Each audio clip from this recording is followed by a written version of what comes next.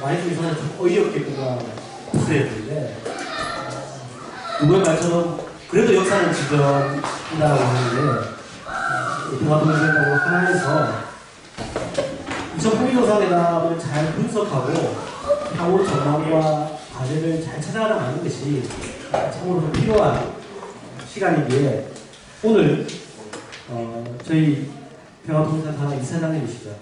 최근 전국구 인사로 떠나오고 계시는 우리 김강수 이사장님 모시고 평화동맹회담 하나 강연의 2차 북미정상회담 분석과 향후 전망 과제라는 주제로 오늘 여러분들 뜨거운 박수로 강연에 시작하도록 하겠습니다. 예, 오늘 전체 진행은 예정된 질문을 가지고 약 40분 정도 진행하고 나머지 시간 약 40분에서 50분 정도는 미리 좀 취합된 우리 회원분들의 사전 질문과 오늘 현장에서 궁금하신 거 질의하시고 응답하는 여러분들이 주인이 되어서 진행하는 정세회담이기 때문에 나중에 혹시나 진행하시면서 궁금한 거 있으시면 언제든지 네버에 오셨다가 질문해 주시기를 부탁드리도록 하겠습니다. 자, 그러면 시작해보도록 할까요? 이사님 준비했었죠? 예. 첫 번째 질문입니다. 사실은 이번 2차 북미 정상회담이 끝나고 난 뒤에 표현이 많습니다. 합의 결렬이니, 합의 유예니, 또는 트럼프의 사인 거부니, 아니면 처음부터 회담에 잘 생각이 없었다라고 말 못해서 야간이 분석들이 있는데 감독직입적으로 한번 보겠습니다. 이번 회담 결렬의 책임 어디에 있습니까, 이 사람이? 제가 보기에는 이걸 점수를 매기기 좀 그렇지만 100대 빵으로 미국에 있다 이렇게 보여주는 그런 이유가 좀 있다고 봅니다. 먼저 현실적인 측면에서 본다면 아무리 이제 탑다운 방식이긴 하지만 그 실무에서 논대되지 않는 의견을 벌써 들고 나온다는 것은 정상회담 대회에 실수 정상이 발생한 거죠. 그건 이제 이것만 말하고 있고 또 하나 이제 가장 상징적으로 보여주는 한 장면이 여러분들이 보시는가 모르겠는데 제가 이제 복사해왔는데 이 볼턴이 두 개의 파트너가 없습니다. 그죠? 배석 다 이제 급에 맞는 이제 배석자가 이렇게 배석시켰는데 볼턴은 이제 배석자가 두 개의 배석자가 없는 거죠. 이날은 사전에 볼턴의 파트너가 북에서 정해지지 않았다는 말이고 사전에 볼턴이 여기에 들어오지 않았다는 약속이 안 되어 있는 거죠. 그런데 교수자가 혼자 불적하게 이제 앉아 있는 거죠. 이런 것들이 나중에 외교상 전혀 우리가 생각할 수 없는 상황이 발생했기 때문에 현실적인 측면에서 보더라도 한국의 측면이 정말 크다. 이거는 의도적으로 뭔가 정상회담을 파토내려 하지 않았다라면 있을 상황이 벌어진 거죠. 그 다음에 이제 또 하나 이제 백대빵으로 이제 보는 이유 중에 내용적 측면에서 보더라도 저는 명확하게 미국의 책임이 크다고 보여지는데, 알다시피, 영변 핵폐기 플러스 알파 또는 이제, 확인되어진 것은 영변을 이제 영구히 폐기하겠다는 거와 플러스해서 미사일 발사와 핵실험을 이제 영구히 준비하겠다. 그 서명을 보장해 주니까 이게 이제 북의 주장이었지 않습니까? 이것의 이제 등가는 그러면 이것의 등가는 사실은 북이 요구한 뭐 부분 해제, 대북 제재 부분 해제, 그러니까 민생 문제와 관련된 이제 5개, 2016년부터 17년에 11개의 어떤 제재 중에 5개였고 그 중에서 민생 관련 부분만 부분 해제하겠다. 이게 이제 공식적으로 밝혀진 북의 주장인데 이 연변 핵 폐기와 이 5개의 민생 문제와 관련된 부분 해제가 과연 이제 평가의 관점을 본다고 하면 저는 북이 굉장히 많이 양보를 한 거죠. 사실은 알다시피 이 대북 제재와 관련된 문제는 유엔 결의에 따르면 제재의 목적은 대화와 협상, 북미 간의 육자 국간의 북미 간의 제재를 통해가지고 북핵 문제를 풀라는 그 취지가 제재 개발의 기본 취지인 것이거든요. 그러면 미사일과 핵실험에서 발사된 그 책임을 물어서 제재를 했는데, 그러면 2019년도, 2017년도 11월 30일 이후에 불법 핵실험도 안 했고 미사일 실험도 안 했, 미사일 발사도 안 한 거죠. 그럼 사실 이 부분 제재의 경과는 그에 따른 핵실험과 미사일 발사를 하지 않는 그에 따른 이제 경과로서 주어져야 되는 건데, 그리고 국이 많이 양보해가지고 연변 핵실험 도가 경과로 해줬다는 것은 우리 그만큼 양보를 굉장히 많이 하는 거죠. 그럼에도 불구하고 이제 이렇게 합의를 했다는 것은 내용적인 측면에서부터 미국의 책임이 참으로 크다. 그리고 등가를 그렇게 어쨌든 이용호 외무상의 오딩 속에도 확인되지 않습니까? 어떤 오딩이었죠? 우리의 최종적인 목적은 안전보장이다. 그렇지만 지금 현 단계에서 정확한 오딩은 아니고 약간 각색은 제가 한 얘기 정확한 오딩이 되지 않아서 지금 미국의 현 단계에서는 안전 문제, 군사 문제를 허용할 수 있는 만큼 준비가 안 되었기 때문에 2016년도부터 2017년 11건의 제재 중에 그것도 민생과 관련 부분만 내가 부분 해결을 요구했다. 이렇게 영어부상이 기자를 맞추고 있지 않습니까? 이런 것들을 봤을 때는 북의 궁극적인 어떤 등가의 핵심은 안전보장입니다. 군사 문제는 군사 문제로 풀겠다는 그러한 취지가 있으면서 그걸 양속까지 하면 원래는 이 핵실험과 미사일 발사하지 않는 데 따른 경과로서 제재가 이루어져야 되는데 거기서 더 이제 국회에서 연변 핵실험과 관련된 핵실험을 연구하지 않는 그 조건으로 또 군사 부분도 아닌 경제 부분에서 또는 민생 부분에서 어떤 제재 해제를 요구했음에도 불구하고 미국의 수행을 불구했다. 행복하게 내용을 정리해서도 학교에서 너무 비율이 크다. 이렇게 볼 수 있는 게 아닙니다. 그래서 북의 잘못은 이번 해당 관련해서 북의 잘못은 없다고 보는 게 맞는 게 아닙니다. 그렇게 보는 거죠. 지목적 100대 0은 누구죠? 북의 생략이었죠. 예. 생략이었죠. 알겠습니다. 그러면은 해당이라는 게 양국이라는 당사자들이 모셨거든요. 각국의 어떤 전략, 이번 해당의 전략, 뭐가 시행되는지 좀 알아보시는 알겠습니다. 사실 이게 뭐 전략이라는 것이 밝히지 않는 거기 때문에 그 속내가 뭔지는 우리가 구체적으로 알 수는 없겠지만 한번 여러 가지 그 해당 중 또는 해당 미국에 발표되었던 여러 가지 말과 글들을 통해서 맞추는 좀 알겠습니다. 이번 해담이 끝나고 사실 양측 주장에서 지금 AP통신에 끌어오기서 했지만 북한의 주장이 맞는 것 같아요. 라는 카피들이 쓰여지고 있는데 어차피 북미관계 개선이라는 식의 공식의 단계별 행동을 할 수가 없는 상황에서 이번 해담 단계에서 북한은 어느 정도까지 가려고 했던가 북한의 어떤 전략, 국민은 어느 정도까지 했던가 이 부분에 생각했습니다.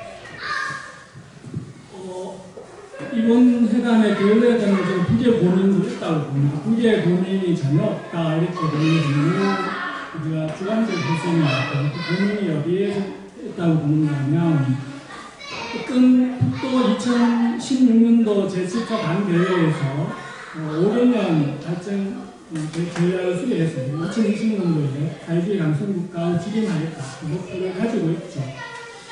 그럼 그 목표에 진입하기 위해서는 뭔가 경제 국면에서 좀 벗어나야만, 물론 외부적으로는 자력갱생, 자강력 제일주의, 그리고 다시 이제 철저하게 자력 외교로서는 급기는 하겠지만은 그것만 가지고는 그런 강성대국, 사회주의 강성대국을 건설하기에는 현실적으로 힘들죠. 제재가 풀려져야만 남북 경력 그리고 특구 경제 그리고 북중 여러 가지 그런 제재 해제되면서 그렇습니다. 여러 가지 자본과 민노력이 이렇게 서로 왔다 갔다 하면서 그렇게 하면서 이제 자본력 제일주의가 플러스 되어져가지고 2020년도 사회주의 강성국가에 진입할 수 있는 그런 이제 수익이 가능하겠죠.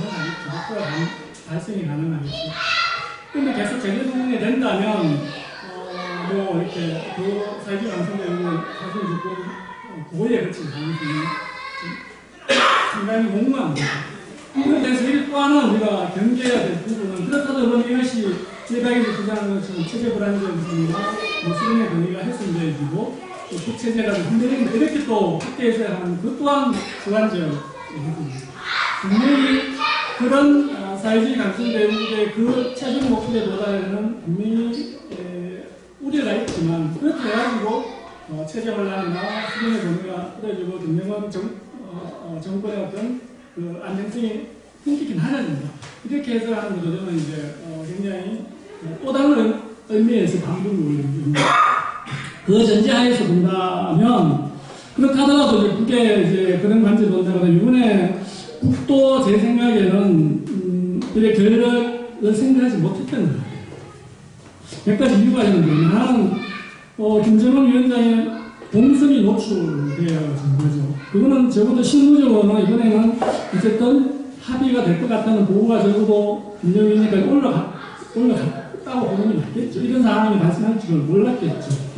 그 동성이 노출되어지는 그 한 측면하고, 또 하나는 이제 어쨌든 이번 2차 북미정상회담이 잡혔다는 그 자체가 어떤 뭔가 성공을 예견한 그런 어떤 거죠. 왜냐하면 북의 원칙은 일관되었고 그 일관성에 의해서 어떤 2차 정상회담이 이루어졌기 때문에 적어도 북의 주장이 뭐 80% 이상 적어도 많은 부분에 있어서 미국이 수용해졌기 때문에 2차 정상회담이 열렸다고 본다면 분명히 또 이번 정상회담 기회가 있었다고 보고, 세 번째 또 볼 수 있는 지점들이 어쨌든 이번 실무 협상에서 미국 쪽 정권을 이행받았던 기근이라는 그 사람이 스탠포드 강연에서 보면 단계적 등가적 이 방식으로 수용하는 듯한 발언을 굉장히 많이 했죠.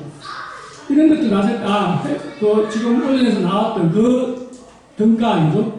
종전선언 내지 평화선언, 그 다음에 이제 평화협정위원회, 그 다음에 이제 제재 완화, 그 다음에 이제 연락사무소, 이런 것들에 대한 합의가 적어도 실무선에서 이루어졌다고 보는 게 맞겠죠. 그래서 김정은 위원장이 동선을 노출하면서 어쨌든 그 다시 전 세계에 이제 그렇게 이제 자기의 어떤 그 의지를 보였다고 보는데, 그렇다고 하면 국도 이제 상당히 리스크를 안고 이 결론은 안고 있다.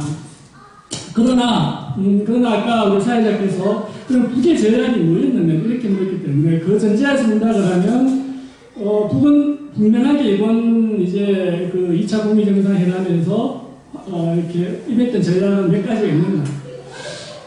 하나는 적어도 핵 동결에서부터 출발한다. 그래서 그러니까 그래서 과거의 핵은 유지하면서 현재 핵과 미래의 핵을 단계적으로 폐기하면서 등가와 단계별 접근을 통해 가지고 어쨌든 비핵화론화하는 것. 이 전략을 좀 확보한 것 같아요. 왜냐하면 이번 2차 정상회담 끝나면서 이영호 부상도 그렇고 최선희 부상도 앞으로 이보다 더 좋은 제안이 나올 수 있을지 모르겠다. 그냥 가장 역사적으로나 현실적으로나 가장 높은 수위에서 제안을 했었는데도 불구하고 미국이 수용하지 않으면서 아마 미국이 목을 걷어 찬 것이 이런 이제 그런 있지 않습니까? 이걸 봤을 때 적어도 앞으로 2차 북미, 3차 북미 정상회담 앞으로의 어떤 정상회담이 열린다고 이 2차 북미 회담에서 하고자 했던 그 원점에서 출발하는 그 기준에서 선택할 것 같지는 않아요. 그렇게 절대로. 정상회담을 안 해서는 안 했지.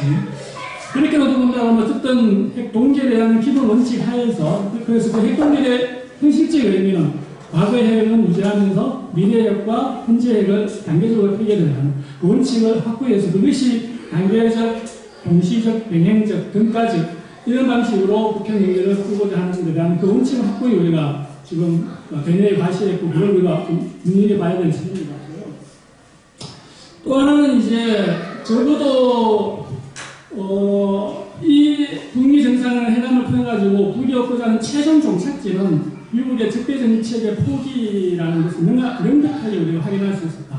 그거는 앞서 제가 이야기했듯이 리영호 부상의 발언 속에서 우리의 최종 목표는 군사적 안전과 안보에 있지만 미국이 현재 단계에서 수용하야만 준비가 안 됐기 때문에 그 선의로 양보해서 이 생각을 해서 이렇게 모델을 했죠. 그러면은 최종 목표가 군사적 안전보장이라는 문제, 안전과 안보 문제가 있다는 문제. 그렇다면 안전과 안보 문제를 해결하는 것이 바로 미국과의 관계 정상의 최종 목표라는 것을 그 영어 부상이 어떤 속에서 있느냐 확인할 수 있기 때문에 일각이 제안하는 뭐 경제 문제로 뭐 등가를 매기겠다, 또 제재가 통해서 굳이 합해서 뭐 이렇게 정상이 나오는데 이런 이제 논리는 굉장히 설득력이 떨어지는 그런 어떤 사실을 이번 정상회담에서 확인할 수 있는 게 아니냐 이렇게 보여지는 거고요. 그 다음에 이제 또 하나 이제 그 보고 싶은 측면이 아직까지 그 북도 미국을 완전히 설득하지는 못한 거예요. 저는 이번 그 통일뉴스에 기고하면서 저는 다 2차 정상회담이 됐다는 것은 다 설득됐다고 저는 봤는데 어쨌든 이번 결과 2차 북미 정상회담 속에서는 아직까지 미국을 완전히 설득하지 못한 게 아니냐. 그러면 앞으로 이렇게 북미 정상회담 속에서 봐야 될 관전 포인트는 프레임적으로 보면 몇 가지가 있는 것 같아요. 하나는 아직 여전히 한반도 비핵화냐, 북핵 비핵화냐 이 문제에 대해서 아직 서로가 이렇게 의견을 좁혀지는 부분이 참 많이 남아있는 것 같고요. 그 다음에 단계적, 동시적, 병행적, 등가적 방식이냐 여전히 미국이 선호하고 있는 일괄 타결 방식입니다. 이게 대해서 아직 국가 미국이 인식이 격차가 좀 그래서 볼턴이 파트너하면서 한 기자회견에서 뭐 패키지 숫자 있잖아요. 완전 그 일괄 타결한 패키지 숫자 있죠. 그러면서 WMD 대량 살상 무기까지 포함하는 그것이 비핵화다 이렇게 하면서 자신들의 목표는 그거라고 했기 때문에 북은 단계적 병행적 동시적이지만 미국은 여전히 일괄 타결한 방식이고 그리고 비핵화의 개념도 굉장히 확대해버리는 거고 대량 살상 무기까지 생화학 무기까지 포함하는 대량 살상 무기. 그러면 이 관계는 굉장히 넓은 거예요. 여기서 또 하나 이 대결, 이 프레임 구조가 왜 중요한가 하면 이렇게 비핵화 개념이 확대된다는 것은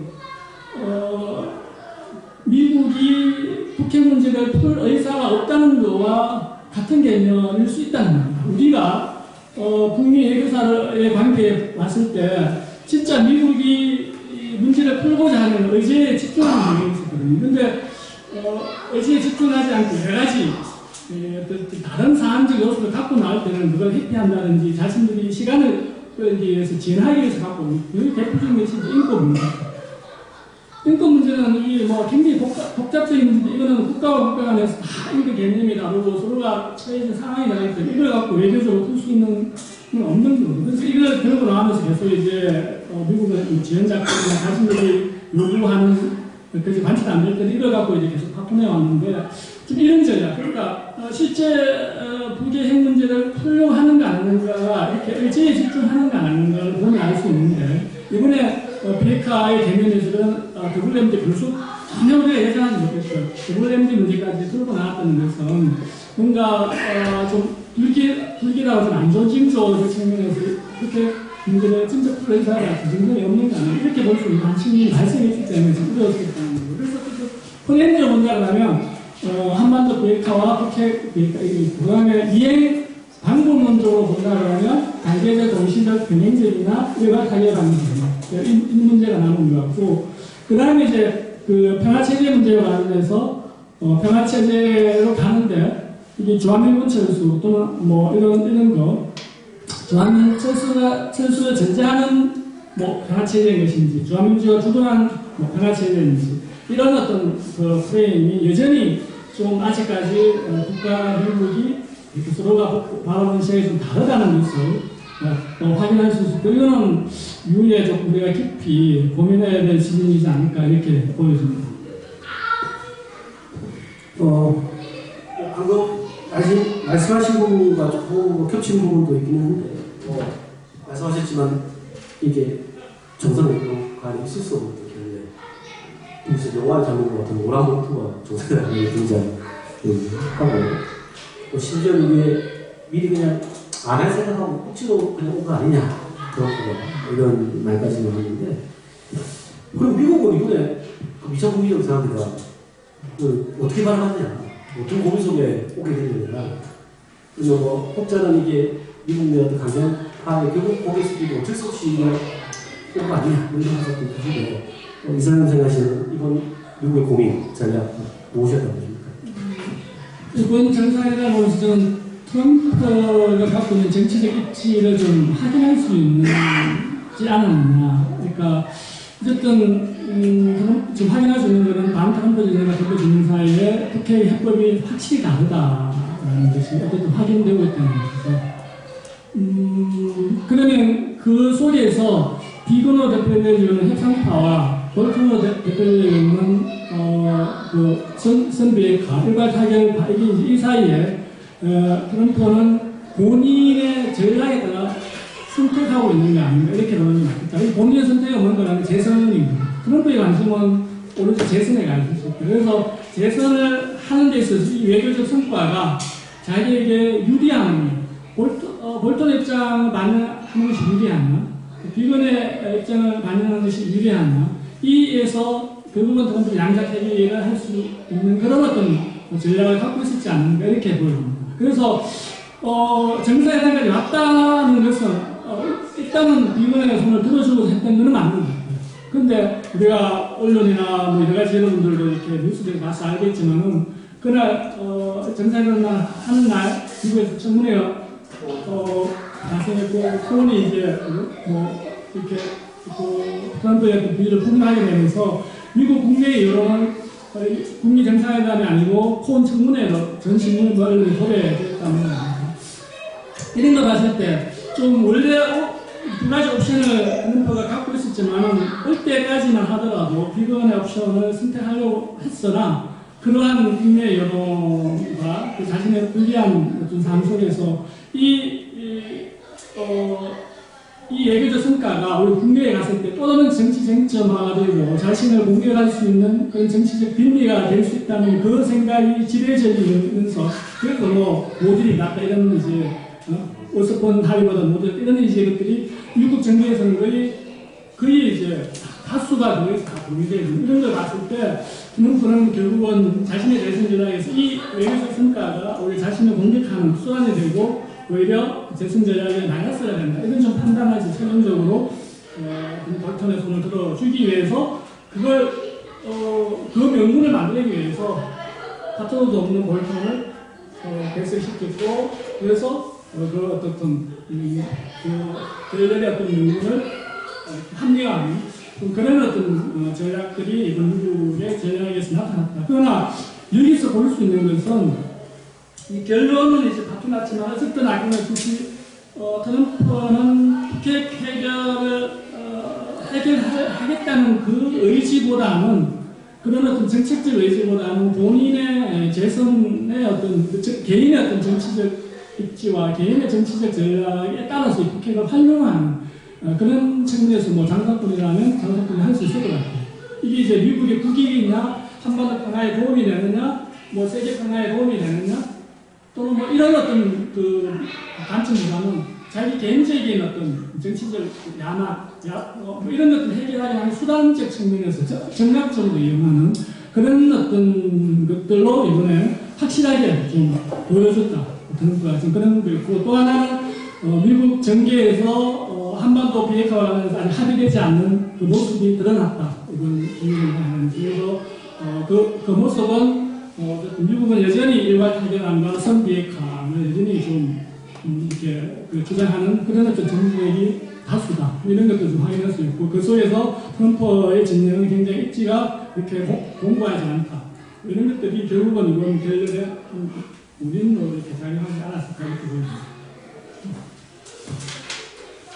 뭐 여기서 좀 사회자라면 원래 기본적으로 그런데 그냥 이번 방금 말씀한 답변에 조금 추가해보자면 그러면 북측 입장에서 보면은 불확실성이 커지는 거지 않습니까? 그렇죠. 트럼프에 진짜 믿고 가야 되는 거야? 아니면 좀 다른 고민치가 새로운 고민해야 되는 거야라는 불확실성이 더 커진다는 측면이 있지 않습니까? 북측 입장에서 보면 그 어떤 커지죠. 왜냐하면 과연 트럼프가 약속을 하더라도 약속 지키실까에 대한 물음표도 생길 거고, 또 과연 트럼프가 재선이 또 가능할까에 대한 또 물음표도 생길 거고, 그런 두 개 입장에서도 과연 이제 트럼프하고 파트너십을 형성하면서 계속 한반도 비핵화라는 이 어떤 프레임을 갖고 문제를 해결해야 되나? 저희는 어떤 고민이 생길 수 있다고 봅니다.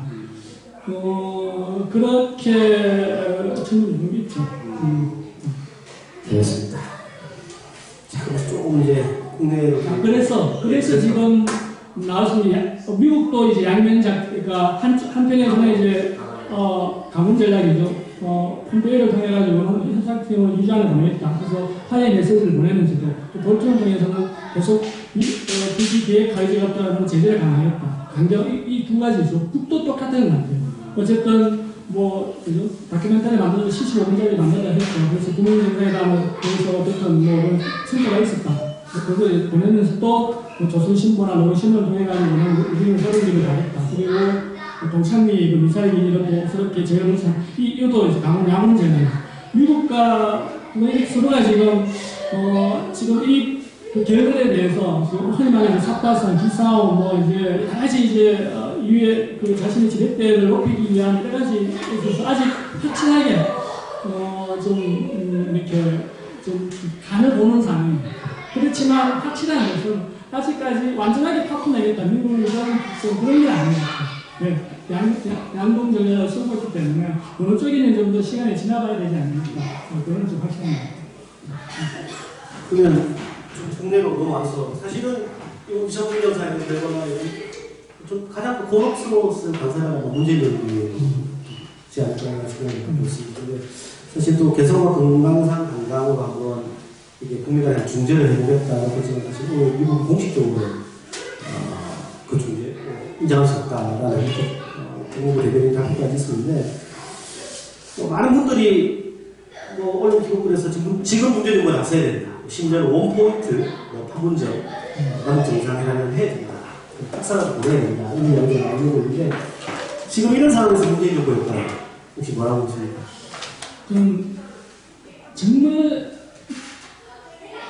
어느 시기보다도 지금 문재인 정부의 역할이 중요한 시기라고. 아까 지금 이미 북과 미국은 당분간 이제 우리 기싸움, 삽바싸움, 서로의 결례에 따라서 어느 길로 갈지에 대해서 지금 서로 기싸움하고 삽바싸움하고 있는 상황에서 이렇게 시기가 끊어져버리면 충분히 작용하겠죠. 그러면 아마 우리가 생각하는 것처럼 강대강 대결로 이렇게 갈 가능성이 높죠. 그러면 그 강대강 대결을 안 가기 위해서 그러면 적절한 시점에 어쨌든 문재인 정부가 어쨌든 문재인 정부의 편에 의한 중재자인데 이게 이제 가능한지 안 하는지 제가 또 설명하겠습니다. 또 그런 역할 중에서 이게 원성으로 작용하지 않고 어쨌든 국민이 실수될 수 있겠고 잡아주는 그런 어떤 구심적 역할을 문재인 해야 되는데 과연 이제 문재인 정부가 그럴 능력과 그럴 힘과 그럴 이제 핵심과 정책이 있느냐에 대해서는 제 개인적으로 좀 무리를 봅니다.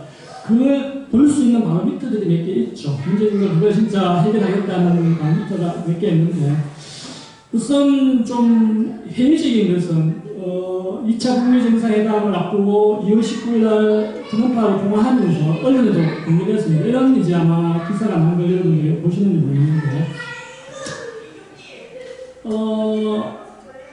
그 김정은 위원장과 트럼프 대통령에 이렇게 하면서 트럼프 대통령이 원하면 철도와 도로를 연결하는 그 부분과 그리고 경협에 들어가는 비용을 우리가 부담할 의미가 있고 이것은 미국의 부담을 들어주는 측면에서도 참 좋은 것이다.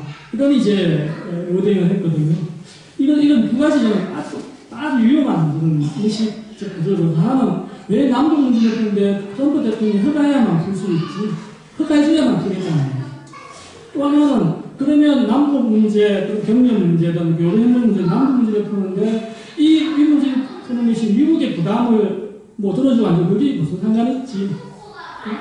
그럼 여기서 철저하게 문재인 대통령의 이 어떤 국정 철학을 보여주는 것이 한미동맹의 포박대, 한미동맹의 그 관점을 벗어나려고 하지 않는다는 것을 알 수 있는 거죠. 그런 상황에서 그러면 이런 기본적인 민족 자주나 민족 자격과 판문점 선언에서 했던 그 그 정신, 합의 정신으로 그것이 진짜 본인의 국책 철학으로서 나왔다 그러면 그 정신으로 돌아가야 되는데 2월 19일 날 그 트럼프 대통령과 통화 내용을 보면은 이거는 그냥 립서비스 좀 그냥 문서에 남아놓은 그런 문장이고 민족 자주와 자결의 원칙은 그리고 한 번 더 우리가 수분 책임되는데 이거는 이제 그냥 외교적 용어이고 실제 그건 트럼프에서 통화에서 확인하듯이 어떤 것이 이렇게 진심인지는 나중에 좀 봐야 되겠지만 어쨌든 미국 트럼프 대통령이 허가라는 단어를 썼고 그리고 미국에 부담을 들어준다는 이런 어떤 그 표현 속에서는 한미동맹적 관점에서 중재를 하더라도 한미동맹적 관점에서 하겠다. 이거잖아요. 그것이 과연 제대로 될 수 있는 중재일까? 이렇게 봤을 때는 굉장히 중요한 시기임에도 불구하고 문재인 정부가 거기까지 잘할 수 있을까에 대해서는 물음표이고 그럼 그걸 잘하기 위해서는 철저하게 원래 판문점 선언과 한반도 운명의 문제를 우리 스스로 책임지는 그 정신으로 돌아올 때 그 중재가 가능한 것이고 제대로 된 중재가 가능한 것인데 과연 그렇게 돌아올 수 있는가? 돌아오기 위해서 스스로 못 돌아온다면 그것이야말로 우리 시민사회운동이나 통일단체 우리 활동가들이 문재인과 그렇게 할 수 있게끔 강제하고 압박하고 그렇게 하는 것이 또 우리의 몫이고 우리의 과제이지 않습니까? 이렇게 좀 연결돼서 좀 봐야 되는 측면이 있는 거 아닌가 이렇게 보여집니다.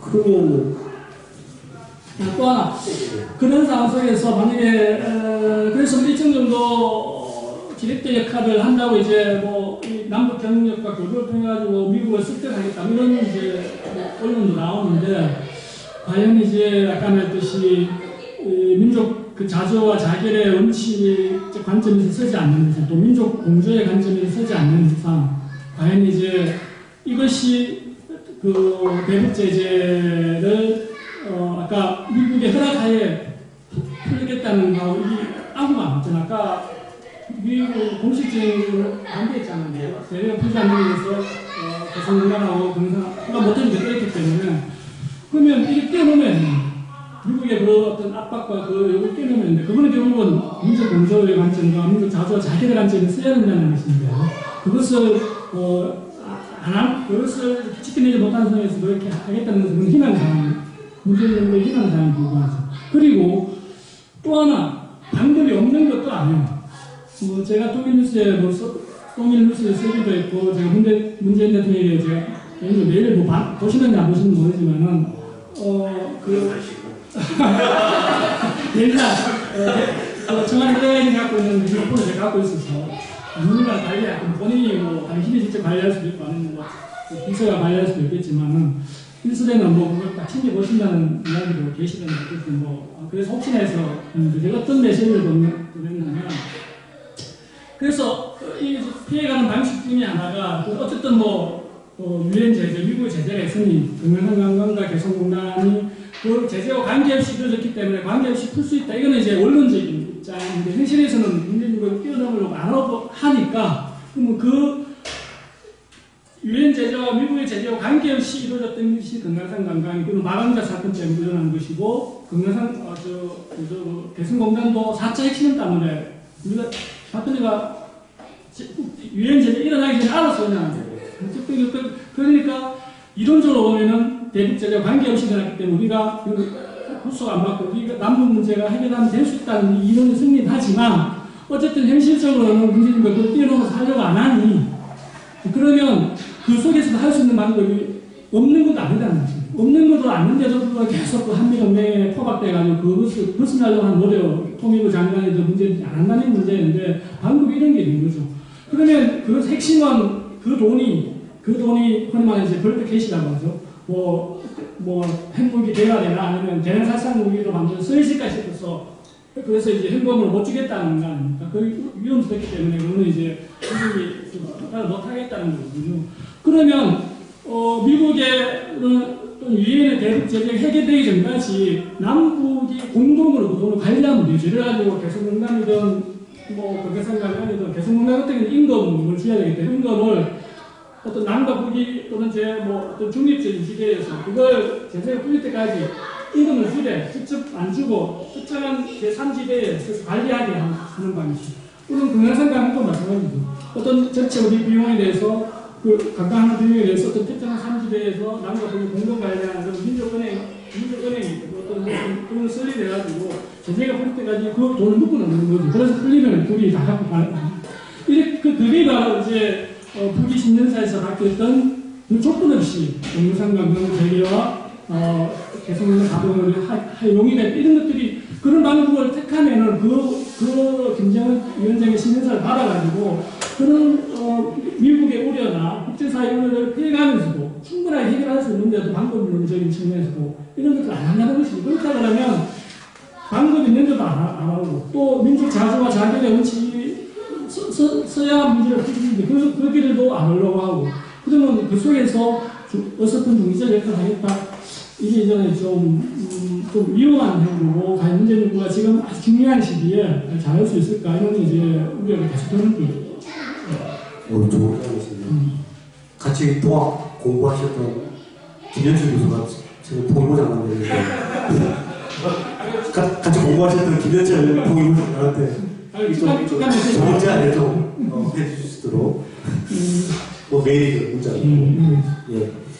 어쨌든 이게 뭐 강대 강이든 뭐 강원이든 간에 어쨌든 향후 분명히가 조금 당장 빠르게 어떤 미국의 바람처럼 수준의 평균 모델까지 뭐 거저지게 대화를 하는 중요하니까 사실 뭐 자기 자의적인 그림이 없고 또 소강국면으로 갈 가능성이 상당히 높은데 향후 북미 관계 또는 뭐 3차 북미 정세다 전망 혹시 어떻게 보십니까? 앞서 이야기했듯이 저는 좀 수도지구는 기싸움, 483 국면 들어갔기 때문에 이게 어느 방향으로 갈지는 참 미집시다. 그러나 우리가 극단적인 상황까지는 안 가겠다는 게 또 이렇게 판단입니다. 뭐 그런 방식으로 완전히 우리가 북미 정상회담, 남북 정상회담 그 일의 상태, 전쟁이 곧 일어날 것 같은 그런 험악한 분위기 이렇게까지는 안 갈 거라는 거죠. 그래서 이 새로운 길은 국도 아마 최후의 카드이겠죠. 진짜 도저히 하다가 안 되면 뭐 새로운 길에서 RCB에 설 수도 있고 여러 가지 할 수 있겠지만은 이거는 이제 최후의 수단이기 때문에 그전까지 모든 전략 국가로서 할 수 있는 일을 다 하고 살고요. 할 수 있는 일도 많고 사실 그렇기 때문에 이제 그걸 한다 그러면 그러나 당분간 어떻든 이렇게 소강 문명이 지속된다는 이유 중에 하나는 알다시피 북은 명확하게 이번에 자기 견해를 명확하게 밝혔죠. 그러면 단계적, 동시적, 병행적인 이것이 신뢰의 표현이고 이것이 이루어지지 않는 이상 정상회담은 없는 거 아닙니까? 그게 영어 외교상의 워딩 속에서는 그리고 또 싱가포르 이제 정상회담의 합의문을 천천히 뜯어보면 구조는 그렇지. 4개 합의사항이 있는데, 그 중에 유해송화 문제는 그냥 좀 객관이니까, 3개가 핵심 아닙니까? 새로운 북미관 기술이, 그리고 한반도 평화체제, 항구지구 공간 평화체제 수립, 그리고 한반도 비핵화. 이 3가지가 이제 합의사항인데, 이 3개 사항이 어떤 연결 구조를 갖고 있나 하면은, 전문에 이렇게 되어 있습니다. 제가 전문을 정확한 이제 문맥 그대로 100% 인용을 못 하지만은, 문맥은 어떻게 되어 있냐면, 미국과 북의 새로운 관계가 북미의 새로운 관계가 세계와 한반도의 평화와 번영에 기여하고 그 기여를 통해서 신뢰가 형성되어지면 한반도의 완전한 비핵화를 추동한다 이렇게 되어 있습니다. 그러면 북의 그것을 이제 하나하나 문장을 뜯어보면은 전제 조건은 새로운 북미 관계를 수립되죠. 그걸 통해가지고 신뢰관계죠. 신뢰관계를 통해가지고 평화와 번영을 이루고 평화 번영이 한반도 비핵화로 추동하는 이런 선 평화 후 비핵화라는 거죠. 미국이 그걸 알고 뭐라고 했는지는 모르지만 어쨌든 그 문장을 뜯어보면 선 평화 후 비핵화. 적어도 이게 동시 병행되는 논리고.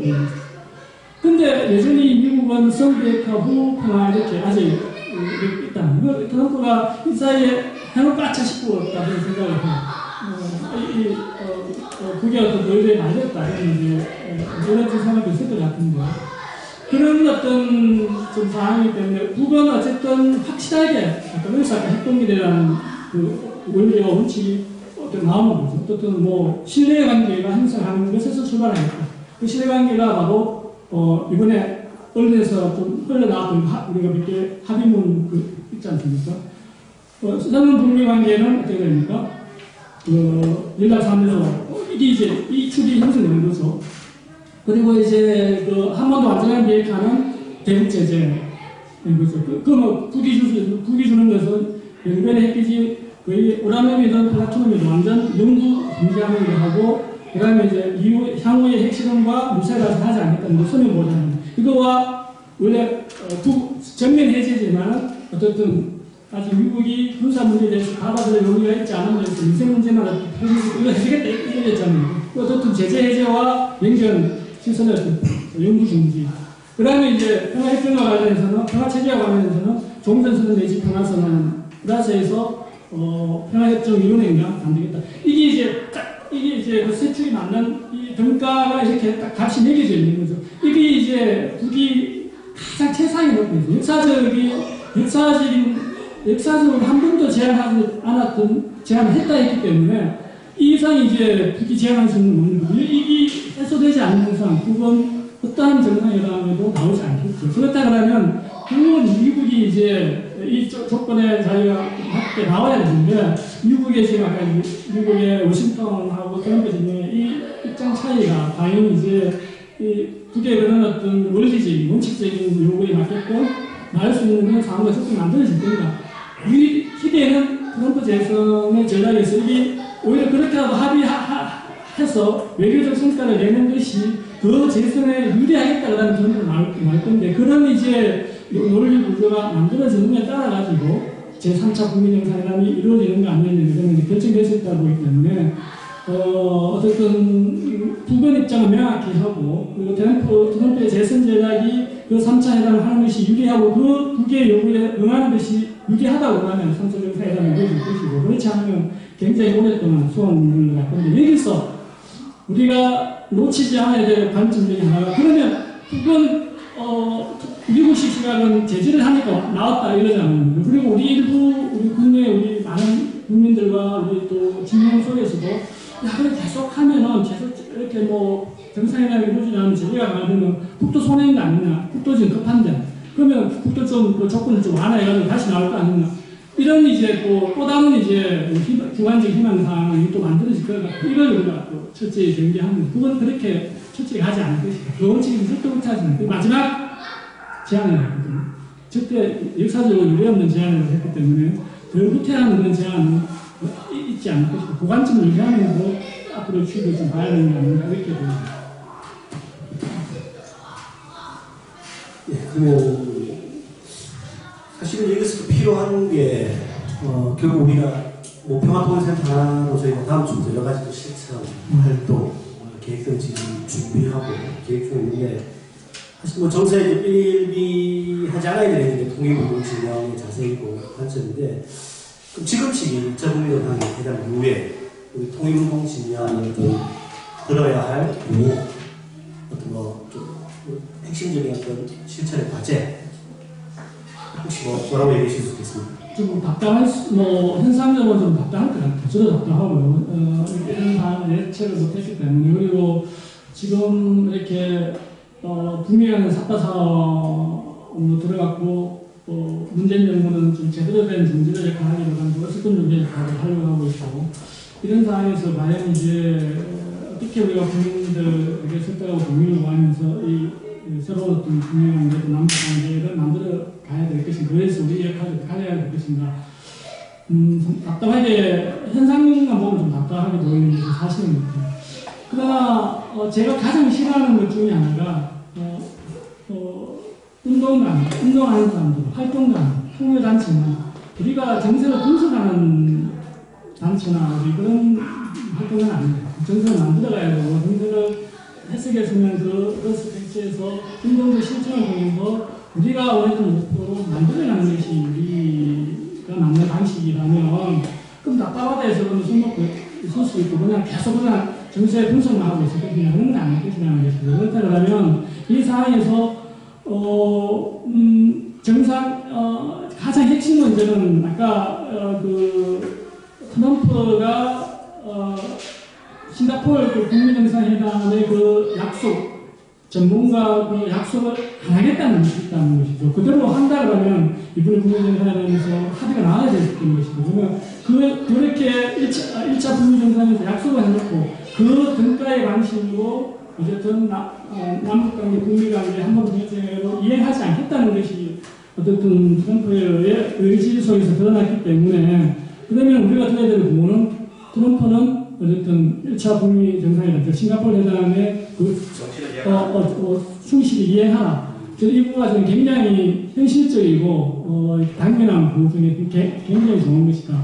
또 하나, 그러면 어쨌든 이제 2차 북미 정상회담이 결렬났기 때문에 또 우리가 남북 정상회담이든 북미 정상회담을 요구해야죠. 그러나 이 구호를 들 때 저는 여기서 간과하지 말아야 될 것이 있다. 저는 1차 때도 남북 정상회담 때는 그 주장을 많이 했는데 그냥 이 정상회담 해야 될 조건, 상황을 만드는 거를 하는 콘텐츠, 정상회담 하기 위해서는 어떤 상황과 조건이 해결되어져야 되고 의지를 어떻게 만들어져야 되고 그 의지가 어떻게 합의되어져야 되는가.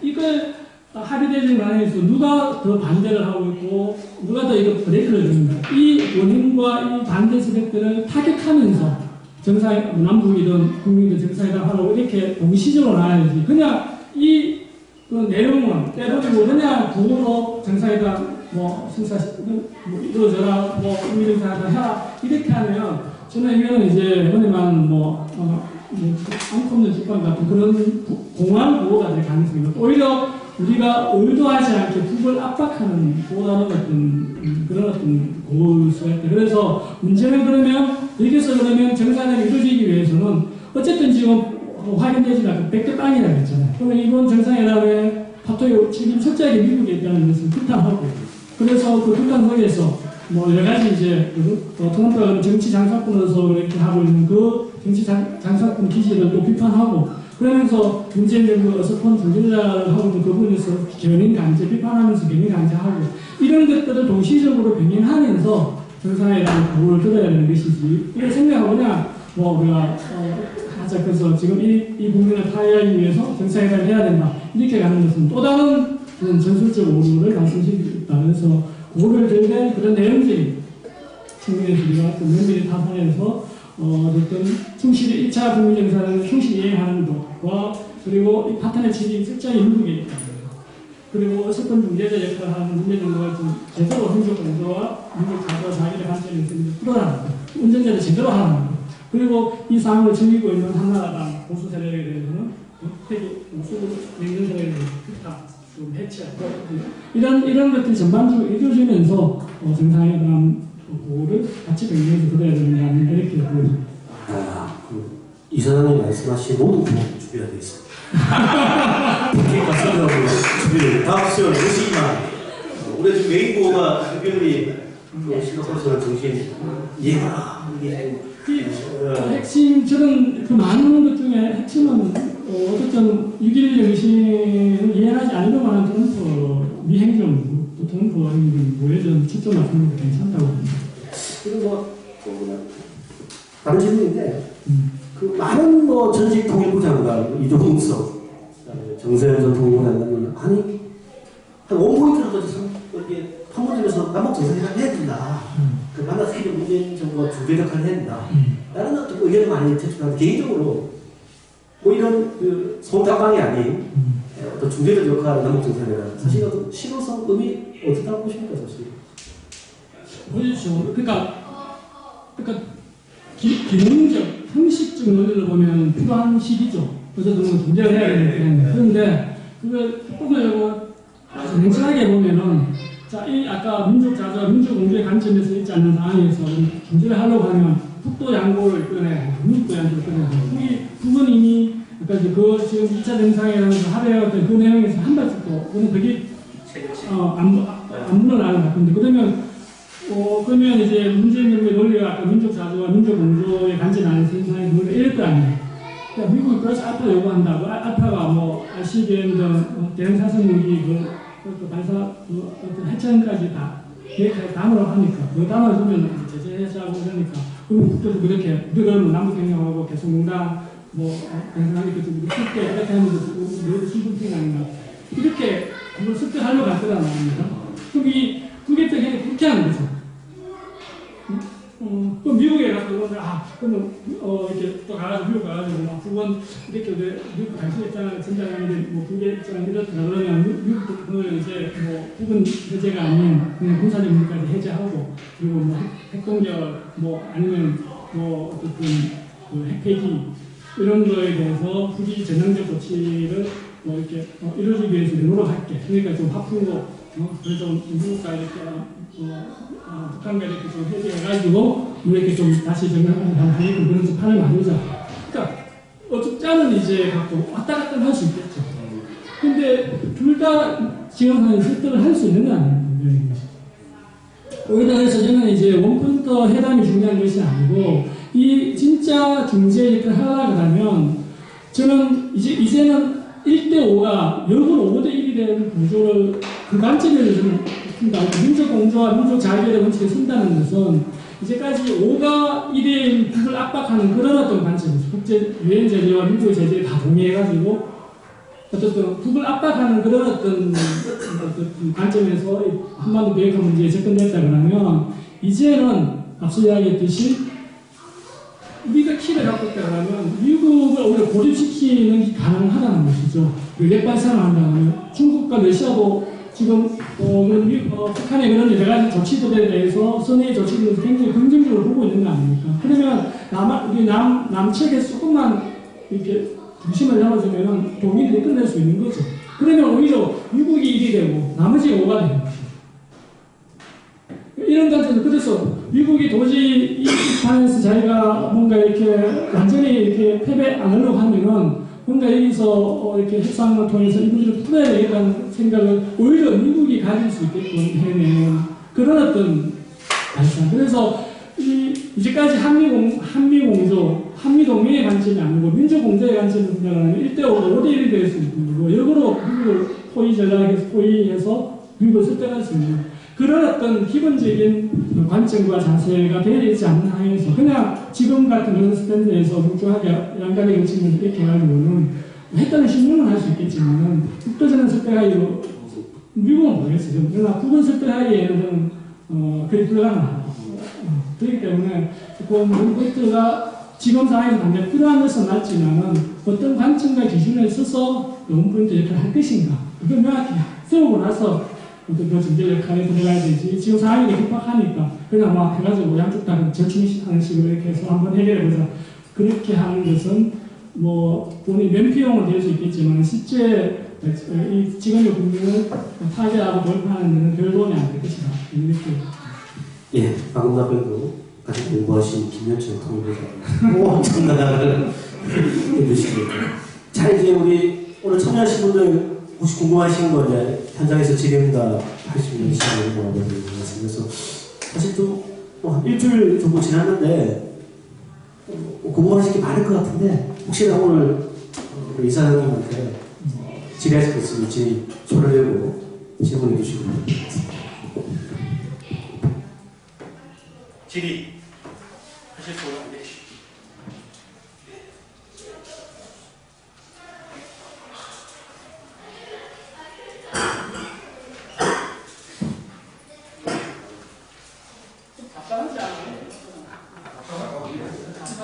예, 뭐 미세먼지도 답답하고 좀 서로 답답한데 그래도 뭐 촛불 정부 얘기도 그래도 아까 그냥 기대치가 없었다. 그래야 할 건데 이거밖에 못하는 이 작성사람이 제일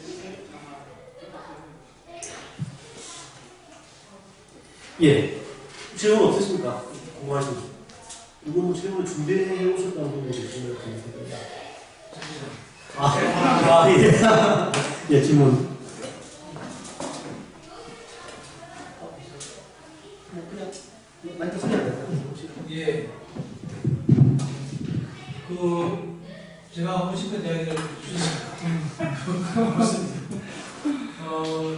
저는 얼마 전에 이 진리관 교수님이 부산일보에 썼던 걸 다시 한번 봤는데 대북 제재 결의안이란 영어는 없다. 실제 우리는 이제 항상 이게 뉴스에서 대북 제재 결의안 뭐 이렇게 들어왔는데 실제 영어 뭐 유엔 뭐 결의안 뭐 메커 이런 식으로 되어 있고 그리고 그 결의안마다에도 결의안을 준수하는 정도에 따라서 수정, 중단, 배제까지 할 수 있도록 규정이 되어 있다. 사실 이런 거는 몰랐거든요.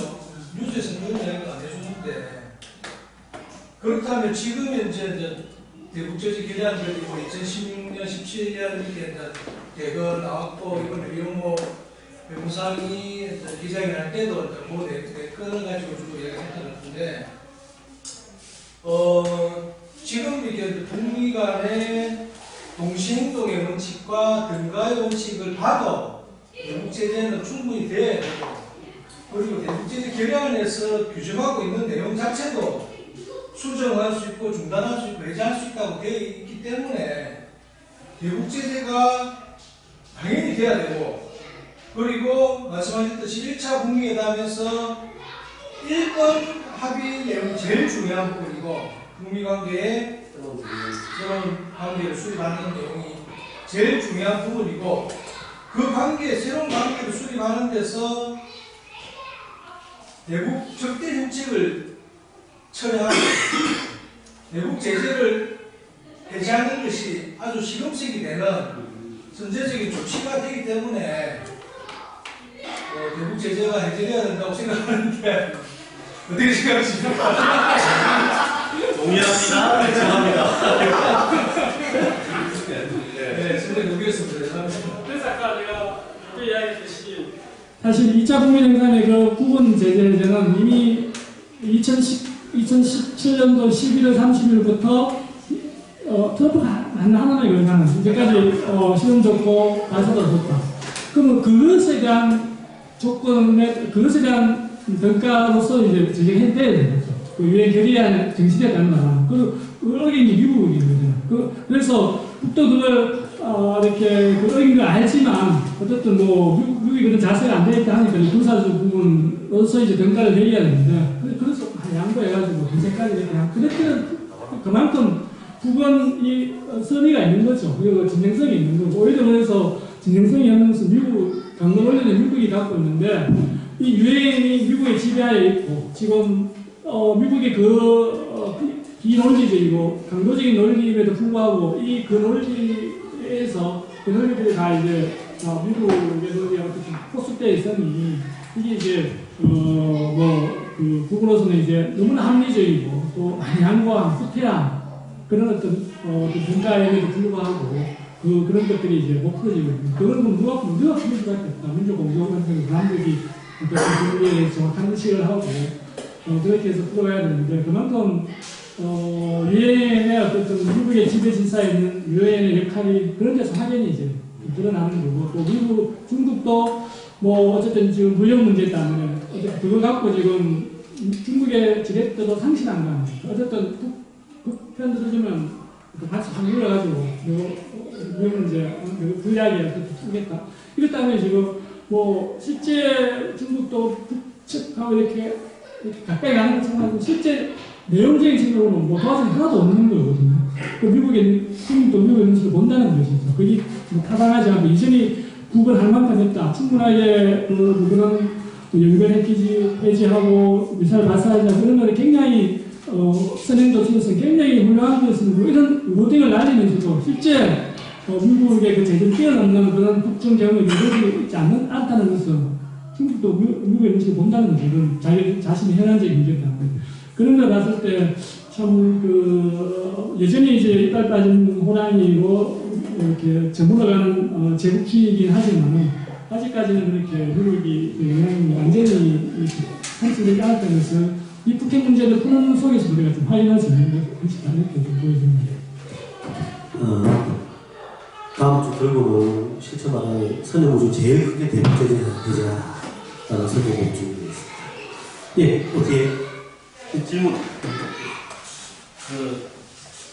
일단 잘 들을 거예요. 그러면 사실 고민이 지금 현재 이 2차 정상회담의 컨셉을 보면 미국의 입장은 지금 트럼프가 재선 전략으로 이 방향을 활용한다면 어차피 그 미국의 무슨 어떤 이 그전에 약속했던 이해에 대한 조치라든지 이게 일어날 가능성이 거의 없지 않는가. 그냥 시간 끌기로 갈 가능성이 많고, 아까 말했듯이 이게 간다. 그러면 반대로, 북은 또 사실 2020년을 바라보면서 나름대로의 이게 로드를 가지고 있는데, 이거 마냥 그냥 지켜보고만 있을 수는 없지 않겠는가. 그러면 가는 어느 시점에, 예를 들어 어느 입장을 가지고 북은 또 미국을 땡겨야 될 입장에 설 수밖에 없는 거잖아요. 왜냐, 안 그러면 시간 갚으면 내리 오고 또 오게 되면 전반적으로 이렇게 북의 의도가 꼬이게 되는 판이기 때문에 미국의 행동을 기다리보다는 북이 선도적으로 뭔가 행동을 취할 가능성은 어느 시점까지는 아니라도 어느 정도는 어느 시점 가서는 이렇게 북에서 조치가 있지 않을까 이런 생각이 그에 대한 좀 예상했는데 우리 아마 지금의 우리가 문제를 분석한 핵심적인 것 중에 하나인 것 같아요. 우리 안민영 우리 동시에 이제 그 질문서에서는 핵심적인 문제의식이 좀 있다고 보는데, 우리가 이 사례에서 우리가 볼 수 있는 게 이제 중국과 미국의 이제 그 핵 문제 해결하는 과정에서 우리가 좀 보시는데, 중국도 1964년에 핵 실험을 했거든요. 그리고 핑퐁 외교 70년대 이제 닉슨하고 했죠. 그 다음에 이제, 미중 수교는 79년도, 그러니까 핵 문제가 발생하고, 79년도가 한 15년 정도, 그 사이에 똑같이 이런 이제 외국적으로 미국, 중국과 이 정상화되는 과정에서 15년 동안 뭐, 이렇게 합의했다, 파기했다, 이런 고침이 굉장히 많은 거죠. 근데 중국은 아직 우리보다 북보다 땅덩이도 크고 또 여러 가지 미국을 봤을 때는 또 대국인 거죠. 근데 미국은 여전히 그걸 전략국가에게 핵을 가지고 그랬지만은 여전히 좀 그걸 인정 안 하고 하다 보니까 더 중국과보다 더 저는 이런 이제 밀당, 밀고당이 고침이 좀 많을 수 있다. 그렇지만 이 중국의 사례를 봤을 때 핵을 가진 국가와는 미국은 반드시 문제를 풀게 되었다는 것이 우리가 확인할 수 있는 일이죠. 그것도 ICBM, 미 본토를 공격할 수 있는 국가는 반드시 문제를 푼다는 그런 어떤 중국과의 경험 속에서 시간이 걸리긴 하겠지만, 왜 그런가 하면 이제까지 어쨌든 선비핵, 그러니까 핵을 갖게 못하게 하는 데서 실패했다는 것은 공통되어진 미국의 그런 민주당 진영이든 공화당 진영이든 공통되어진 계획. 어쨌든 육자회담, 또 2.13 합의, 여러 가지 이런 걸 통해서, 북미수교까지 제네바, 그전에 제네바 합의까지 있고, 이런 여러 가지 장치와 회담을 통해가지고, 북이 핵을 가지지 못하는 것을 목표로 했는데, 그것이 실패한 거는 미국이 적어도 공화당 정부도 민주당 정부도, 흔히 말하는 이제 워싱턴 엘리트 정치 집단에서는 다 인정하는 것 같아요. 그래서 이제, 적어도 이제 ICBM을 가지는 단계까지 왔다. 그러니까, 북을 핵을 가지는 국가를 저지 못했다. 여기는 동의가 되는 거죠.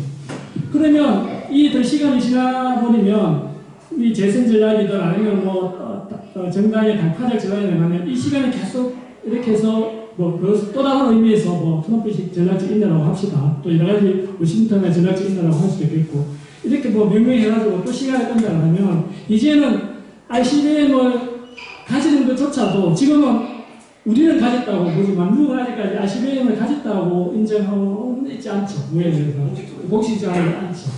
그럼 이제 이 시간에 가면 공식적으로 이제 미국은 ICBM도 가졌다고 된 그런 날이 올 거다는 거죠. 이 하나는 미국의 어떤 최악의 시나리오인 것이고, 지금은 비공식적으로 가지지만 공식적으로 가지기 전까지 어쨌든 문제를 풀기 위해서 미국도 정치적 타협을 할 것 같아요. 자기들 민주당 공화당 내에서 그 의견을 어쨌든 조정을 할 것 같아요. 이제, 아까 중국과의 수교 속에서 반드시 이렇게 조정하면서 뭔가 북이 어쨌든 공식적으로 ICBM을 가지기 전까지 어쨌든 뭔가, 그래서 그 관점에서 아무리 개인적 특질과 개인적 그 어떤 뭐 정치적인 자질 이런 것 때문에 정상회담이 나왔다고 볼 수 있겠지만은 이 당면한 시기에 미국적 입장에서 한다 그러면 이 ICBM 문제를 풀어야 된다는 그 구조적인 요구, 미국 전체 구조적인 단계의 요구를 어떻게 외면하지 못해서 나온 측면도 있는 거거든요. 물론 자신의 그런 뭐 개인적인 자질 문제 이런 것 통해서 나온 측면도 있겠지만 그러면 이 개인적인 자질 특질과 구조적인 문제 그리고 재선의 문제 이런 것들이 어쨌든 이렇게 복합적으로 변정법적으로 작용을 하면서 언젠가 문제 풀기에 대해서 갈 수밖에 없는 그런 어떤 미국의 딜레마는 분명히 있다. 그러면 이게 왜 딜레마인가 하면 그러면 보십시오. 지금은 협상이 진행되는 과정인데 그러면 이게 이제 만약에 미국 입장에서 협상을 어디서 안 풀린다 그러면 새로운 길을 갈까 하면 새로운 길이라는 여러 가지가 있죠. 서로 도발을 한다든지 아니면 지금 핵이라는 것은 핵 기술도 있는 거다. 핵무기도 있는 것이고, 또 핵물질도 있는 것이고, 그 다음에 핵 인력도 있는 것이고, 이런 걸 뭐 제3세계나 전공에 이렇게 수출하고 여기에서 어떻게 하면은, 그러면 미국의 입장에서는 대산복합체 또는 NPT 체제, 핵변국가 무너지는 거다. 그러면 이런 어떤 사항을, 그래서 사항을 막아야 되는 또 미국의 자기 핵변적 지휘소에서 막아야 되는 그런 어떤 절박한 경우가 있는 거죠. 이런 것들, 그러면 새로운 길 속에서는 핵전력에 가만히 있는 일상적인 핵국가가 더군다나 ICBM을 가진 핵 전략국가가 실험, 시뮬레이션, 그러니까 현장 실험 안 해도 되거든요. 컴퓨터로 뭘 실험을 해서 충분하게 그 핵능력을 계속 배가할 수 있도록 그렇게 해서 계속 능력을 배가해 들어가면서 미국에서 압박하는 거고. 그런데 아까처럼 지금은 협상 기간이기 때문에 그런 걸 증명하지만은 뭐 ICBM을 통한 도발, 또는 아까 그 핵 인력, 핵 물질, 핵 무기, 그 다음에 어떤 핵 이런 것들이 뭐 수출할 수 있는 거예요. 이런 그 다음에 제3세계, 이번에 신년사에서 나왔듯이 제3세계와의 특히 사회주의 국가 간의 유대관계를 강화하겠다. 이런 이제 목표를 가졌기 때문에 이거는 북이 김일성 주석 때 1950년대 60년 사이에 그 동맹에서 적지적인 우위를 차지하지 않았습니까? 그러면 또 이제 핵을 갖고 다시 한번 제3세계 새로운 도전업계의 3세계에서 명주로서 역할을 할 수 있는 그런 어떤 가능성이 높아졌죠. 그렇게 해서 미국을 압박하는 거. 이러한 민족 공조, 남북 경력, 개성감, 그런 금강사 또 그걸 포괄하는 민족 공조, 이 구축. 이런 전반적인 모든 활동을 통해가지고 미국을 압박하겠죠. 그 과정에서 미국은 미국의 그런 어떤 자기들의 딜레마 속에서 어떤 시점에서 어떤 협상으로 나가는 가능성을 배제할 수 있고, 그런 충분히 그런 가능성이 있다고. 그렇기 때문에 극단적인 그 어떤 상황, 새로운 길은 아까 전제를 가장 최후의 수단으로 사용할 것이고, 그거는 어쩌면 안 꺼내도 되는 숨겨진 그런 카드이지 않게 그런 길을 우리도 받아야 되고, 그렇게 또 되기도 우리가 봐야 될 것 같아요. 아니, 그러면 사전 질문이 해본들로 받은 질문이 좀 유사한 질문이 하나 있어서, 연동해서 지금 최근에 복합 유정률이 막 미사일이 오늘 도배하고 있는데, 동창이 이 복구 언론 기사를 미국이 해당 관련의 책임을 북한에게 떠넘기기 위한 외국적 여론 공작인지, 아니면 북쪽 입장에서 보면 이걸 그럼 우리도 너희 아까도 따라가지 않을 거야. 우리 입장에서는 북한의 메시지일까? 북한의 어떤 제스처일까? 부서도 그렇지만 어떻게 보십니까? 적어도 뭐 이게 가짜, 그러니까 없는 걸 만들어진 것 같지는 않아요. 어쨌든 뭐 국정원도 확인했고, 38 로스에서도 확인했고, 공식 확인하는 거 보면 뭐 이렇게 뭐 실제 그런 복구를 하지 않는데 뭐 이렇게 합작하면서 이걸 좀 인위적으로 이 지금의 상황을 좀 미국이 이론을 유리하게 가져가기 위한 조작되어 있는 정보 같지 않은. 그러면 실제 그런 뭐 제출을 하고 있다는 것인데, 그러면 굳이 왜 그런 제출을 하는가에 정치 의도를 우리가 가야 되는 거죠. 그뭐 당연히 촘촘하게 일생을 통해서 포커스를 이렇게 다 감시하고 있다는 걸 알 건데, 그걸 보란 듯이 공개했어요. 이렇게. 그럼 분명히 이거는 정치적 메시지인 거죠. 우리가 오는 결국 정치적 메시지로 나가야 되는 거죠. 그 메시지가 뭘까? 근데 굉장히 다층적인 메시지다. 그러니까 굉장히 복합적인 미국을 향하는 메시지, 문재인 정부를 향하는 메시지, 중국과 러시아를 향하는 메시지는 다 했다고 봅니다. 미국을 향한 메시지는 뭐 알다시피 그런 거죠. 어쨌든 그 2차 북미 정상회담 결렬됐다. 우리는 합리적 제안했고 우리는 할 수 있는 만큼 다 했다. 그래서 그거 빨리 협상을 복귀하지 않으면 우리가 할 길을 가겠다. 그럼 누구 손해인 거 아니냐. 뭐 이런 이제 그 메시지를 이제 주는 거죠. 당연히 그렇게 되면 미국이 그걸 수용할지 안 할지는 모르지만 그런 어떤 메시지들은 그런 어떤 몫을 통해서는 띄웠다고 보는 거고요. 러시아와 중국에게는 뭐 알다시피 이렇게 중국의 그 대한반도 정치의 가장 우선순위는 한반도의 안정이죠. 불안정성이 낮아져요. 그래 자기들이 경제에 집중할 수 있습니다.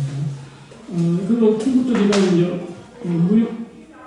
미중 무역 관계 문제, 그리고 중국도 지금 인플레이션 때문에 지금 그게 이제 여기 개도국에 있는 국가의 특성상 한 10% 이상 그게 성장이 되지 않으면 이제 인플레이션 발생하게 되고 정치되면서 체질위기가 오게 되면 이제 보통 도식적인 그 지표가 있거든요. 그러니까 중국도 지금 6%대 지금 묶여 있는 거예요. 어쨌든 그래서 경제에 집중해서 뭔가 지금 어쨌든 뭔가 경제적으로 그 사회주의 체제를 유지하기 위해서 경제가 좀 흥업이 돼야 되는데, 그걸 되기 위해서는 한반도의 안전이, 그런 불안정성이 해소되고 안전이 돼야만 자기 경제에 집중할 수 있는 그런 게 때문에, 그러면,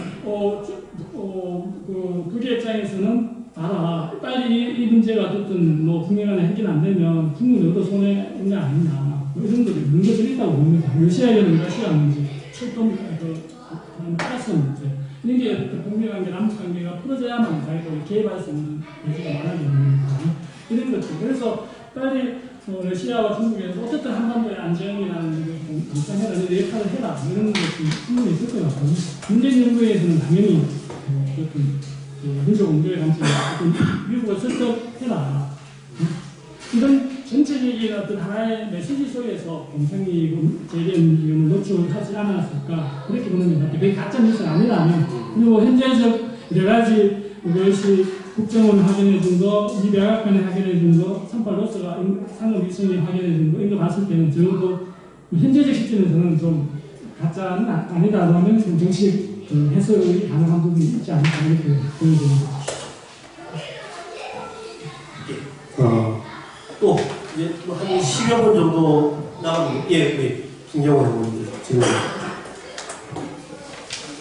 민족 공조의 입장에서 결국 4.27 6.12를 통해서 좀 이제 민족 공조의 역할들을 문재인 정부에서 좀 추진해 나갔으면은 아주 좋았겠지만, 여전히 아까 이사장님 말씀하셨다시피 문재인 대통령도 미국의 입장을 허가를 득해야 무언가라도 진행을 한다라면은 또 개성공단이라든가 제일 궁금한 금강산 관광이라든가 이런 부분들은 또 어떻게 진행을 가능하겠는가. 결국 그러면은 북미 간의 어떤 큰 틀에서의 합의라든가 어떤 회담의 어떤 성과가 있어야 하지만 그것이 또 진행이 되겠는가 라는 질문입니다. 저는 지금 금강산 관광과 그 개성공단 재개는 문재인 정부의 의지의 문제라고 봅니다. 그거는 지금의 한미 동맹 틀 안에서 충분히 풀 수 있는 문제예요. 물론 약간 좀 불려가면 약간의 좀 미국의 감정을 자극하는 건 있겠지만, 이건 논리적으로 앞서 이야기했듯이 대북제재, 미국의 대북제재, 유엔에도 협상하는 게 아니거든요. 어쨌든 금강산 관광은 박영자 사건을 해서 우리가 선제적으로 어쨌든 분명했고, 또 개성공단은 4차 핵실험에 따라서 박근혜 정부가 일방적으로 유엔과 미국의 대북 제재와 관계없이 일방적으로 했기 때문에, 제재와 관계없이 행해진 조치이기 때문에 둘 다 우리 정부의 의지로서 풀 수 있는 문제, 논리적으로 생각하는 겁니다. 그렇기 때문에 우리가 원하는 것은, 세상에 원하는 것은 문재인 정부가 이 적어도 한미 동맹 깨면 좋겠지만 깨는 거는 이 정도 할 수가 있는 것 같지는 않고, 그러면 적어도 정상화 수준에서 좀 한미동맹을 정상화하는 것은 자주국권적 관점에서 어쨌든 접근하는 것이고, 적어도 동등한 주권국가 간의 동등한 어떤 동맹관계, 그것이 필리핀의 사례이지 않습니까? 필리핀은 우리보다 훨씬 못 산다는 얘기 그렇긴 한데, 그래도 뭐 우리보다 못 살고 또 우리보다 국력도 약하고, 뭐 일반적 지표로 보면 필리핀은 우리보다 좀 아래에 있는 국가이고, 그 상호 방위 조약에 의하면 그 미군 기지를 10년 단위, 5년 단위 승인을 재개하게 되었죠. 그리고 주둔 비용도 미국이 일정 부분 이렇게 분담하고, 또 그리고 그 사회 기간도 정해져 있어가지고 이렇게 우리는 지금 뭐 무한대죠. 기간이 없죠. 지금 뭐 그냥 미국이 원하면 언제든지 써야 되고, 또 그리고 미국이 원하는 땅, 공간, 재산, 그럼 다 줘야죠. 그게 주둔국 지휘협정이에요. 그래서 무조건 미국이 원하는 다 줘야겠죠. 그 기간도 무한대죠. 그리고 철저하게 작전 지휘권도 미국이 갖고 있죠. 이런 것들이 어쨌든 정상화되어진 그런 까지 뭐 파기까지는 안 되고 완전히 뭐 동맹에서 일탈해가지고 그거는 뭐 문재인 정부에서 할 수 없는 거는 저보다 필리핀 수준 정도까지 하는 그것조차는 할 수 있을 건데, 그것이 우리가 지금의 문재인 정부에 이렇게 압박할 수 있는 정상화, 한미동맹의 정상화인데, 이 개성공단과 그 건강성 관광은 이것까지 가지 않고 지금의 동맹관계에서도 이런 불균대하고 예속적이고 정석적인 이 동맹관계를 충분히 풀 수 있는 문제라는 거죠. 의심을 했다는. 근데 그걸 안 푼다는 게 문제인 것이고, 그리고 풀 수 있다는 말은 논리적으로 그렇지만 아까 제가 방금 논적으로도 그것이 그래서 지금 미국이 우려한 것 중에 지금 하면 이 현금이 대한민국 사상에는 핵심에 들어가기 때문에, 그리고 아까 우리 대북 제재 교대한 교대안도 제재 교대는 아니죠. 그냥 유엔 교대안 정확한 명칭은 대북 리솔루션이니까 그러니까 제재라는 용어가 없는 거죠. 그 유엔 교대안에 보더라도 어떤 게 있냐면 그 개성의 임금, 그러니까 노동자에게 지급하는 것은 노동자에 대한 대가에 대한 지급이기 때문에 그거는 유엔 제재 대상하고 또 관계없는 거예요. 정당한 지급이기 때문에. 그러면 그걸 뭐 그렇게 정당한데도 불구하고 그 돈이 그래도 또 핵심과 뭐 어떤 핵무기 개발에 들어간다. 그래서 미국이 반대하게 그걸 안 하겠다. 그래가지고 아까 그래서 방금 민족은행 30개의 민족은행이라든지 해서 그 제재 풀리까지 공동으로 그 자금을 관리하고 풀리는 지불하고 이렇게 갈 수 있는데, 논리적으로도 가능하고 방법론적으로 가능한데 이걸 문제가 안 하겠다는 얘기입니다. 할 수 있는, 지금의 동맹관계에서 할 수 있는 거죠. 그러면 우리가 이렇게 할 수 있는 것은 문재인과 뭐 한미 민족 공주 이런 말 할 것 없이 지금 이걸 할 수 있다. 지금은 이건 대북 제재와 관계없이 이건 어쨌든 문재인 정부가 결심하면 할 수 있는 거기 때문에 이걸 하자. 이렇게 압박하는 것이 현실적으로 가장 유효한 어떤 정서 중에 하나다. 특히 전부는 아니겠지만 이 건강상 건강과 개성건강 문제만 놓고 본다고 하면 충분히 할 수 없는 걸 안 하는 문제들을 압박해서 하게끔 하는 것이 지금 운동가 관점에서 편한 거 아니냐. 예. 이제 마지막으로 하고 혹시 더 질문하실 거 있었습니까? 제가 하나만 마지막으로 이제 우리 질문 좀 영화는 있는데, 지난주에 서울에서 열린 필로티 집회에서 이런 거가 나왔습니다. 영변 어디 없다.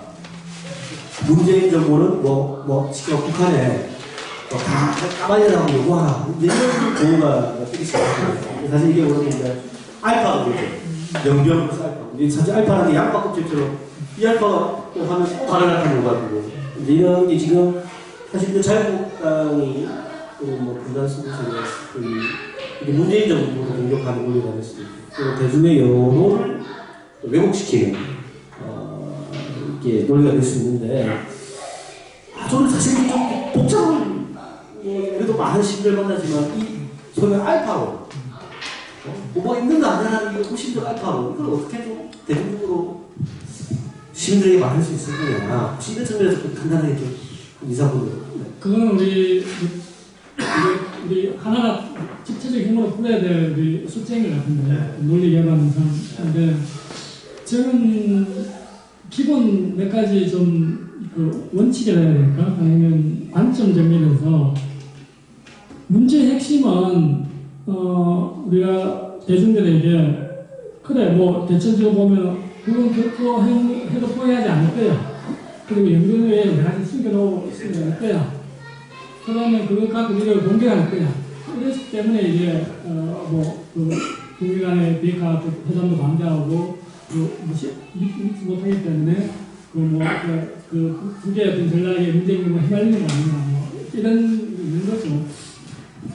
저는 이게 두 가지 정도는 이야기해서 하나는 국민들이 이 부분을 수행하기 참 힘들 거예요. 우리는 전쟁의 경험들, 체제 경쟁을 통해서 우리는 이데올로기적 개념을 하는 소도체제 오라라고 이렇게 의혹제 서로가 이렇게 합성을 그리고 또 체제 경쟁, 전쟁의 경험, 또 반공 반복 이데올로기 있는데 이런 여러 가지 조건에서 그런 이제 국기의 그런 것을 일순간에 이렇게 논리를 국민들에게 깨뜨리는 게 참 불가능하겠으나 저는 방법이 없는 것도 아니라 이런 거죠.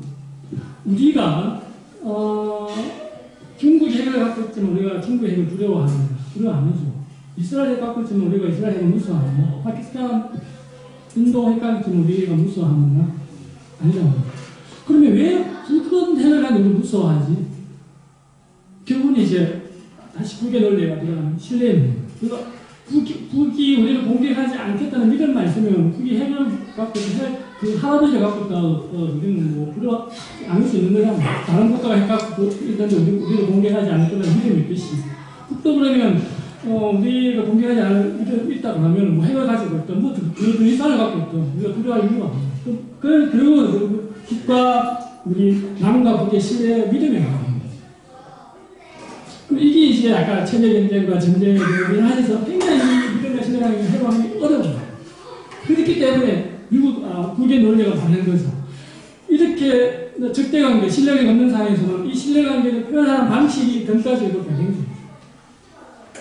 믿지 못한 상황에서 뭔가 내가 한꺼번에 나눠줘. 학도를 해야 이렇게 하면 서로가 이제 그 믿음 확인해 가는 과정이 이거는 등가하고 관계적 관계예요. 그러니까 미국과 북국이 이 관계를 좀 가겠다는 거예요. 적대 관계가 수십 년 동안 하는 거예요. 이걸 이렇게 일가타기를 해버리면 북의 입장에서 일가타기 하면서 내주는 게 다 불가역적이에요. 다 회개하는, 물질적으로 회개하는 거예요. 근데 미국은 다 가역적이에요. 추계했다고 보면 마음에 안 들고 쓱 깨버린다. 한미 평화협정 했다가도 마음에 안 들고 그 정도 무시해버린다. 종이 쪽에 그게 뭐 중요한데. 다 가역적인 거고, 부분 다 불가역적인 거예요. 한번 파괴해버리면 다시 폭발이 엄청난 시간과 돈과 분위기가 돼요. 그러니까 쪼개서 가는 수밖에 없는 거예요. 그러면 북의 국가라면 당연히 그래요. 그리고 남과 북에도 마찬가지예요. 수십 년 동안 체제 경쟁과 전쟁에 대해서 믿지 못하는 상황에서 이런 사람이 그러면 그 믿음과 신뢰를 할 수 있는 게 뭔가? 안 되죠. 그거는 결국 교류 협력이라는 게 그래서 중요한 거죠. 단순하게 교류 협력이 물자가 아니냐고 일리가 이것도 이거지만 이 과정을 통해서 신뢰와 믿음을 회복하는 과정인 거죠. 서로가 북은 남을 알아가는 과정이고 남은 북을 알아가는 과정이고 그 사이에서 믿음과 신뢰를 형성하는 이렇게 쭉 이제 오랫동안 진행됩니다. 그런 것들 통해가지고 비핵화도 이렇게 흘러갈 수 있는 그 가능성을 열어놓는 것이죠. 그런 의미에서 교류협력과 경제는 힘이 중요한 의미가 있다고 보는 것이죠. 또 하나의 측면에서 이게 약간 그러면